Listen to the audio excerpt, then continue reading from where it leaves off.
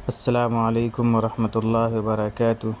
ہمارے YouTube channel کے ذریعے سے آن لائن عربی لکھنا پڑھنا بولنا سیکھیں بائی ندوی، مثلاً نحو، صرف، ترکیب، انشاء، ترجمہ قرآن، حدیث وغیرہ۔ اگر کوئی ہمارے یوٹیوب کلاس اگر اٹینڈ کرنا چاہے تو وہ ہمارے یوٹیوب کلاس اٹینڈ کر سکتا ہے۔ ہمارا واٹس ایپ نمبر ہے 9005209759۔ اس پر ہمیں کانٹیکٹ کریں۔ بسم اللہ الرحمن الرحیم۔ اس سے پہلے سبق میں آپ نے جانا فعل ماضی مجہول، معروف اور منفی۔ فعل ماضی مجہول مثبت اور منفی کے بارے میں آپ نے جانا۔ آج کے سبق میں ہم جانیں گے فعل ماضی کے صیغوں کی شناخت و علامات، کہ فعل ماضی کے صیغوں کی کیا پہچان ہے اور کیا علامت، کیا نشانیاں ہیں، یہ ہم آج کے سبق میں جانیں گے۔ فعل ماضی کے صیغوں کی شناخت اور ان کی علامتیں۔ ماضی کے تمام صیغوں میں غور کرنے سے معلوم ہوتا ہے کہ ایک ہی صیغہ واحد مذکر غائب میں چند حروف کے اضافے سے اس قدر مختلف معنی پیدا ہو جاتے ہیں، جیسے فعل، علم، نصر وغیرہ کی پوری گردان میں غور کرنے سے وہ تمام اضافے یعنی تمام زیادتیاں سمجھ میں آ جاتی ہیں۔ اب واحد مذکر غائب میں جو تبدیلیاں ہوئی ہیں، اگر اس کو اچھی طرح یاد کر لیا جائے تو تمام صیغوں کی شناخت بخوبی ہو جائے اور سب کی علامتیں علیحدہ علیحدہ معلوم ہو جائیں، یعنی الگ الگ ہمیں پتہ چل جائیں۔ واحد مذکر غائب کا صیغہ جو ہے یہی اصل ہے۔ اس سے پہلے بھی میں نے یہ بات بتائی تھی کہ اصل صیغہ جو ہے واحد مذکر غائب کا ہی مانا جاتا ہے عربی میں۔ عربی گرامر کی کوئی بھی کتاب ہو یا کسی سے بھی پڑھ رہے ہیں آپ، تو اس میں جو ہے صرف کی جو کتاب ہے، بحث ہے، اس میں فعل ماضی کے ہی واحد مذکر غائب کے صیغے کو ہی اصل مانا ہے۔ تو اس کے بعد جتنی بھی تبدیلیاں ہوتی ہیں، تثنیہ کیا ہے، جمع میں کیا تبدیلی ہو رہی ہے، یہ چیزیں ہم غور کرنے سے ہمیں پتہ چل جائے گا۔ اسی کے بارے میں آج ہم اس میں بتائیں گے۔ ہم آپ کو الگ ترتیب بتاتے ہیں کہ کس میں کون سی زیادتی ہوئی ہے اور اس کا کیا نام ہے۔ ذیل کے نقشے سے اس کو اچھی طرح ذہن نشی کر لینا چاہیے اور یہ بھی معلوم کر لینا چاہیے کہ اس میں فاعل کی ضمیر کیا ہے۔ میں نے فاعل کے بارے میں آپ کو بتایا تھا کہ فاعل کہتے ہیں کام کرنے والے کو۔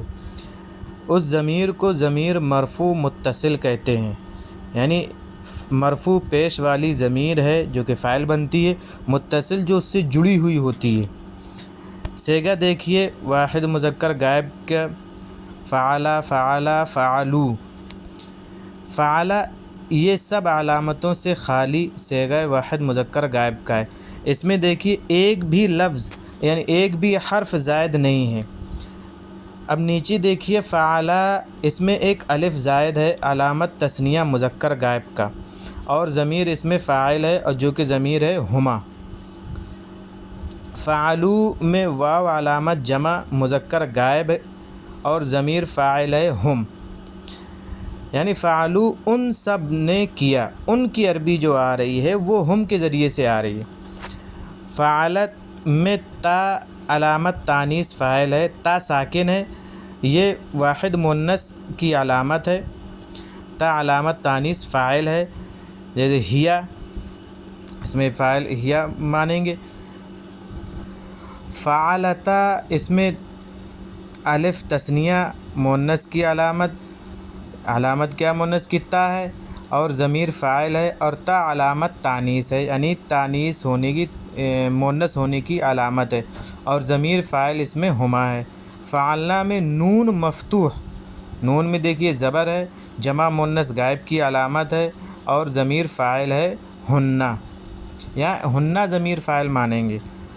فعلتا، یہ واحد مذکر مخاطب کا صیغہ ہے، میں تا مفتوح ہے، زبر تا میں واحد مذکر مخاطب کی علامت ہے اور ضمیر فاعل ہے، اس میں انتا کی ضمیر پوشیدہ مانی جاتی ہے۔